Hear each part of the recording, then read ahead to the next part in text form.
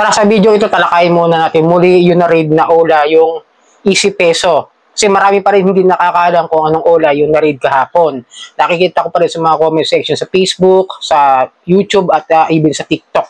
Easy Peso po yung na-raid. Ito po. Yan.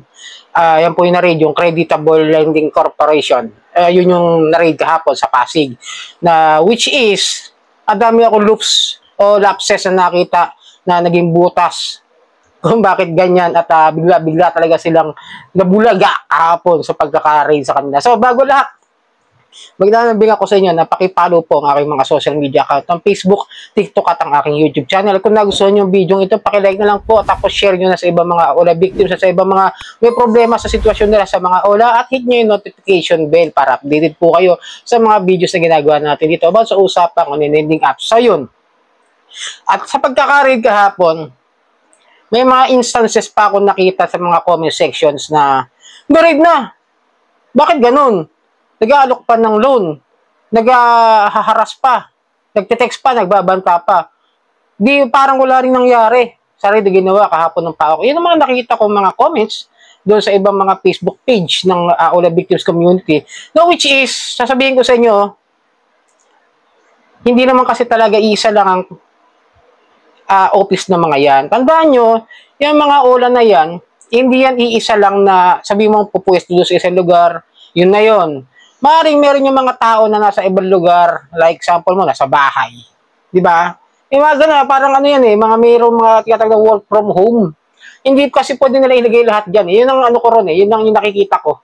Tapos meron pa silang ibang office. So, like the other on-lending apps na na-raid, di ba? Gaya na Zip Peso, saan ba naka-rehistro yung Zip Peso? Sa sa Makati na raid, pero nung nakita ko parang something sa, hindi siya sa Makati, parang Pasig din yata ang address ng Zip Peso na yun. Kaya nga yun nakita ko yung interview ng isang staff o yung isang empleyado ng SEC na nagulat nung in-interview siya na nagtataka sila. Yung SEC mismo na nagtaka. Bakit daw na raid sa Pasig? Gayon ang main address nila nasa Ortigas, Pasig. 'Di ba? Tapos na-raid sa Taguig pala, mali. Na ang main address nila is nasa BGC o Bonifacio Global Circle, Taguig. Tapos na-raid sa Pasig. Taka rin Even the manager, wala rin daw alam kung bakit daw doon ang opisina nila. Kalukuhan na mong malaki yun, 'di ba? Kung sabagay, wala namang magnanakaw na aamin na ginawa nilang pagnanakaw o sa ginawa nilang krimen. Walang kriminal na aamin di ba? Maliban na lang kung nakonsensya na. Like yung agent na nagsabi ng mga ginagawa talaga nila na yun yung dahilan kung bakit mas lumalim yung investigasyon nila sa Easy Peso. Dahil merong agent na nakipagtulungan sa PAOK at sa NBI. Na-interview rin yung agent na yun. Inamin naman niya na talagang ginagawa ng Ola na yan, yung mga ganong klase ng mga harassments. Then, alam ko naman nasa simula pa lang na talagang ito yung mariread. Hindi ako sa nagbubuhat ng bangko, mga kadyani ko dyan, mga followers ko, mga subscribers. Hindi po ako nagbubuhat ng bangko. Alam ko lang na talagang ito. Dahil, before na, nag-complain ako doon sa main office nila sa Krame, alam ko naman na mayroon daw sila raidin. Pero, hindi ko alam kung ano yan. Pero, nung nagpunta na ako sa office nila, doon sa may Pasay, doon ko nalaman na yun nga yung target talaga nila. It almost took 8 months bago nila na-raid ngayon, kahapon, yung Easy Peso. Ilang buwan talaga nilang inaaral yan. Ang hirap nilang hulihin, ang hirap nilang sundan, mahirap talaga mag-track o mag-trace ng mga number na hindi rehistrado at hindi ginagamit talaga as in nakalagay sa cellphone, mga kadyan. Totoo lang, even me, na sabi nga daw nila, may mga nagko-comment dyan, even hindi ko naniniwala sa nagko-comment minsan na sa channel ko na madali na lang daw i-trace kasi may trace machines daw na ginagamit ng NBI. Hindi ko sure kung totoo yung ganun. Kasi, kailangan pa nilang magkaroon ng ng isa pang agent para tumulong sa kanila para matrace. Then, yung iba, siguro talaga meron na silang natitrace na ginagamit ng mga cellphones na pinatatawag. Siguro baka sumubok sila, tapos doon nila tinrack.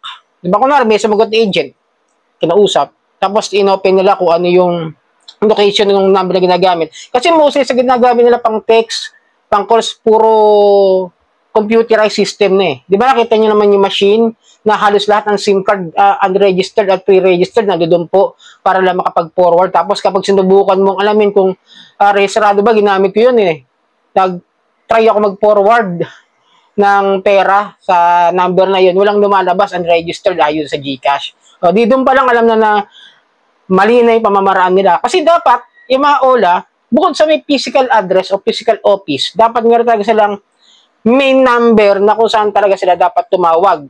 Hindi yung kung sino-sino yung sasagot. Di ba? Hindi sino yung tatawag sa'yo, sinong number yan, magbabanta na lang sa'yo, di ba? Then nakakaano rin din ng mga kadyan. Ang dami ko rin nakita mga comments, ang dami ko rin nakita mga mali do sa ano, no, na proseso nung Easy Peso. No? Ang tagal na nito eh. Ilang years na rin tong may complaint, pero dahil nga ito yung talagang pinag-aralan ng husto, dahil nga ito yung pinakamaraming complaint na nakita na, bukod pa doon sa mga ano mga kadyan, kasi may susunod pa mga rin mangyayari. May bukod pa doon sa mga mass filing, doon sa pagpunta-punta namin. Diba?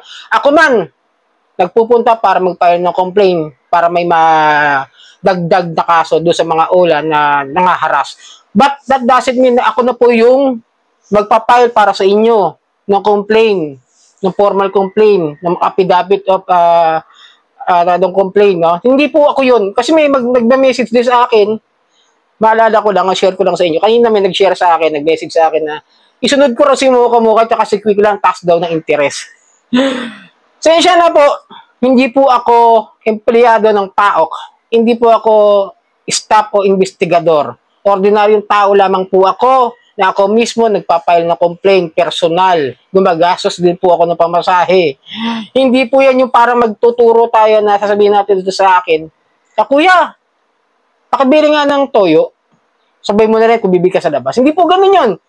May due process po tayo, paliwanag ko lang. Hindi po kayo, hindi ko kayo dinadown. Ang gusto ko lang sabihin sa inyo is, personal po kasi ang pagpapile ng complaint. Kaya sabi ko sa inyo, ako man gumagastos para lang mag-file ng complaint. Ako man, ma-absent pa ako sa trabaho para lang makapag-file ng complaint. Hindi po kasi yan, kasi yung pagpapile natin ng complaint, para madagdagan yung mga kaso na may, para magkaroon ng tinatawag na resulta doon sa mga reklamo natin, kailangan po kasi mga formal complaint. Pipirmahan po ng abogado yan, iakat sa korte. Ganun po yung proseso, hindi po yan yung parang magluluto lang tayo ng instant noodles tapos after 3 minutes okay na. Hindi po ganun yun. Hindi po madali ang ginagawa namin. Even Kikay Bautista na halos araw-araw nasa field ng sa PAOK kapag may mga kailangan sila pag-usapan doon. Ako kasi kailangan ko rin hanap buhay para sarili ko, mahal ko sa buhay at sa pamilya ko, di ba? Kaya nga hindi ako basta-basta sumasagot sa mga messenger kasi nga hindi ko kaya sagutin yung mga tanong ninyo kasi ni-explain ko na kaya may video tayo, okay? Then yun sa Easy Peso nga, tandaan nyo no, tuloy-tuloy pa rin yan magbabanta, tuloy-tuloy pa rin yan mag-ooperate dahil nandiyan pa sa Play Store. Nandiyan pa yung mga number na naiwan sa atin. Ngayon, sinasabi ng iba, nakita ko rin sa ibang comment section na sirain daw yung computer. Hindi po pwedeng gawin yun. Tandaan nyo, yung mga computer na yan, kailangang ebidensya yan. Walang gagalawin yan for forensic evidence. Lahat doon, nandun yung system, lahat doon, maaaring makakonect sa ibang mga computer o mga datas nila na maaaring makuha yung ibang informasyon kung saan sila pa nagtatago. Yung mga ano yan. Kasi may sabi, dapat sirain para mawala yung system. Baka iniisip nyo kayo pag nawala yung system, wala na kayong utang. Medyo yun na po point ko kung bakit yung sinasabi yun. Nagigits ko naman eh. Hindi po pwede yun. Kasi I've been work in NBI nung 2004 yata. Pero janitor ngayon nagtanong ako, bakit nakatambak yung mga gamit dyan ng mga computers, yung mga ebidensya, like the mga, kunwari sabi mo na may gamit na naiwan. Hindi ginagalaw doon, tinatambak lang puro. Dahil pag inimbestigahan nyo, kailangan pa po yun. Kung sakasakali magkakaroon pa ng update investigations o mga follow-up investigations. Kailangan po yan. Hindi po yan yung sasabihin nyo sirain. Hindi po ganun ang proseso. Medyo process po lahat ng bagay. Kaya napakahirap po para sa PAOK din yung mga ginagawa nilang effort para tulungan tayo mga nabibiktima nito mga online lending apps. So yun, sana nakatulong ang video ko ito muli. Maglalabing ako sa inyo na pakipollow po ang aking mga social media account ng Facebook, TikTok at ang aking YouTube channel. Maraming pong salamat at hanggang sa muli.